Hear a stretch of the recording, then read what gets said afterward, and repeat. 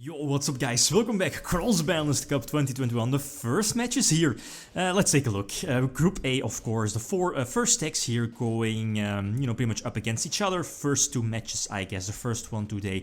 We have the bottom, the upper two decks. Reasoning.dek from 2005 versus Troop-Dupe-Scoop, both, I feel, nostalgic decks. The first deck list you see here is, of course, Troop-Dupe-Scoop Machine Beatdown from back in 2007. First place, Shonen Jump list, right, from T. Punsambat, hope I pronounce his name right. The deck is quite known for some raw attack power. Defense might be a bit weak due to, flip effects, but back then super consistent deck. While on the other hand, Reasoning.dek, heavily OTK based, super aggressive, Reasoning Monster Gate, very similar to Diamond 2 Turbo in some way, but it's focused on getting those banished or monsters banished thanks to Envoy and Chaos Sorcerer. Super fast deck, so yeah, first match, which deck has the advantage, and I kinda feel, or I kinda can agree with the votes from the people here. On YouTube this time, much easier, right? The faster deck might indeed have the advantage. Then again, even though it's quite fast, super aggressive, it does suffer from some consistency issues, right? Anyway, Troop-Dupe-Scoop going first. I'm going first here, and a couple of options. I could set Mask of Darkness, right? But, this deck isn't really the deck that can benefit off of multiple mills, like, let's say, Burning Abyss, right? Triple Dante mill.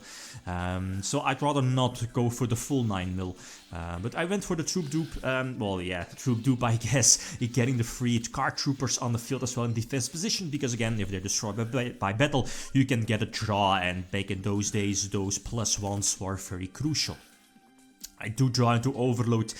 For now, it's not live. I need the Cyber Dragon for that. I like the Teched Hex sealed, the level 3 in my hand here. It wasn't really that big, but then again, it was piloted by one of the best players, I guess, ever from this game's history, which is his list here. So, good thing is that with the Cyber Dragon, normal summon your Hex sealed and go for the full contact fusion, I guess, for your Cyber Trip. This is a bummer. Chaos Sorcerer was a sweet top deck. Fusilier, I guess it's just a free level 7 on the field. It's normal summonable, and of course it's a target for your Metamorphosis. Dark Magician of Chaos, again, would have been able to banish Card Trooper, prevent the draw effect, but I mean, it's game either way. So there's nothing I could do about that. So game number 2, going for the T set. Who remembers that from the old school days? So set 1 monster, set 1 back row. Could be Sakuretsu Armor, Bottlenose Trapple, Mirror Force, Ring of Destruction, those old school cards. You don't want to set more because again, your opponent could have the heavy storm. The Sacred Crane, I believe, for that particular deck it was good. I believe it every time it's like special summons, either for Reasoning, Monster Gate, Dimension Fusion, you could draw 1 card, so again, very strong. For this deck, Cyber Phoenix back in the old school days was a very crucial card, because back then stuff that targeted was very popular, like Brain Control, Snatch Steal, Sakuretsu Armor, Ring of Destruction, and Cyber Phoenix in attack position just said no to those cards, and it protected all of your machines in attack position. Or at least, I believe itself needed to be in attack, but again, you get the point. And that's where or when stuff like Widespread Ruin became very popular and expensive. I remember very well. It went from like a very cheap card to like an expensive €40 card and maybe even more, because again, everyone wanted it at 3, because those formats were quite popular of players main decking triple Sakuretsu Armor, triple Widespread, right? Protected the Dekachi strategy. And Rysas were side-decked in with Treeborn Frog as well, putting your opponent under the Ryza lock. Very strong. Monarchs back then were very strong, especially Ryza. It was either Caius or Ryza being the best Monarch. It depends on the format, right? But either banishing a card or putting a card back to the top of your opponent's deck. So next match, next duel, and I do let the attack go through, not protecting Dekachi, because again, I need my monster zones cleared because of Cyber Dragon and because of the normal summon Hex Sealed, right? So there it is, using the effect, go for the free Cyber Trin. The King Dragoon is definitely a strong card, again, pretty much like protects every dragon monster on your side of the field.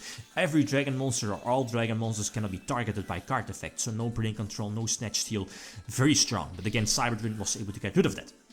The Monster Gate, I feel here was quite of a dangerous move. You could go for the double Cyber Twin poke, but I mean, if DMOC gets hit here, and that's what happened, that's what happened, the game is probably lost for me, right? And that's what happens. Yeah, it's probably a guess you could take, especially with the Dimension Fusion in hand. Not really sure if there are Chaos Boss monsters as well. Ah, no, the Monster Reincarnation got back one of the Chaos Sorcerers, and that's indeed game over. So, again, that's the thing with the deck. It feels like Light Sworns in some way. You need to get, like, lucky, I guess, with some mills, some reveals off of Reasoning at Monster Gate, but as soon as you reveal, like, a DMOC, the game could be almost over. Not sure. I think I call 8. Immediately flip over Crush card again. I don't want to give my opponent the Air Knight or Monster Gate target, maybe not Instant Fusion, Metamorphosis target. There was no way to wait, right? Or at least no reason to wait. So again, we know the sets, so flip or at least Call of the Haunted, you know, get in some damage, try to get in some damage and put my opponent as low as possible because of Dimension Fusion. Set the Dekachi, and now I felt in full control, especially because again, more information about my opponent's hand, and I believe all the sets are quite useless, especially if your opponent does not have any monster, right? And the Reaper, like a couple of turns ago, kind of forced my opponent to set the entire hand and maybe, you know, risk a potential heavy. In hindsight, or you know, looking afterwards, flipping over the Reaper was a terrible play. Then again, I mean, the deck still has the potential Mirror Force, right? And there was one unknown card, and okay, it was a Goats, but for me now there was like no reason to flip over Spirit Reaper and try to, you know, attack into Mirror Force. Doesn't make sense. But I don't get punished for that, so now I may indeed make the good play. And I probably just realized it, right? There's no reason to put, you know, like 300, no reason, because again, your opponent does not have any cards in his hand. So just put Reaper in defense, solid against the stuff, against a deck like that, right? Flip over the Dekachi, rip the Ryza, that's strong. Put, you know, the unknown card, I guess, but I don't think there was anything I should fear, so I can just attack for game. So game number 5. And opponent opts to start. So, okay, I get why, you know, you get like the... at least you're not giving me the opportunity to set like my Dekachi or flips or whatever. Future Fusion was a powerful card. Go for double Cyber Dragon, so the potential Cyber Twin is going to hit the board. Another option was to go for what is it called, Chimera Tech, but you know, you can send like your entire machine lineup from your deck to the graveyard. But the problem is that as soon as Chimera Tech is going to hit the board, it will wipe your entire field, including the equipped Future Fusion, so it will just destroy itself. The reason why I'm going for Chimera Tech is to get Jinzo in the graveyard, you know, Reborn Jinzo, potentially kind of force out the suicide with King Dragoon, but the Vortex is dropped, and I mean, that's the thing, right? King Dragoon states it cannot be targeted, and which cards are you going to draw? Exactly, cards at all targets, so no Snatch Steal, no Brain Control, no Night Assailant. And yeah, as I mentioned before, the Ring of Destruction also is destroyed. The reason why Future Fusion was strong is to, you know, it sets up your entire grave for the potential Overload Fusion, or, you know, it basically is like a free Cyber End or Cyber Twin. I guess this was quite of a dangerous move. I mean, there is the Chaos Boss monster in hand, there is a Dimension Fusion, DMOC indeed was in the graveyard, so I guess you needed like to mill a light, especially with double Monster Gates, so you could like reveal a Sacred Crane draw, use a second Monster Gate for another Crane, doesn't matter because you have the light in the graveyard, but it didn't work out that well. But long story short, I mean, the BLS indeed special summoned in defense. I think the Mirror Force on my part is indeed back. Not sure if this was a big brain play, but because I special summoned my Night Assailant, I wasn't able to use Goats because again I special summoned during the same turn, but I don't think it would have mattered. Crush card again, not live. And there is just enough, yeah, Giant Tornado also, yeah, probably would have not have mattered. BLS indeed would also have the double attack also, so whatever. But that's how it is.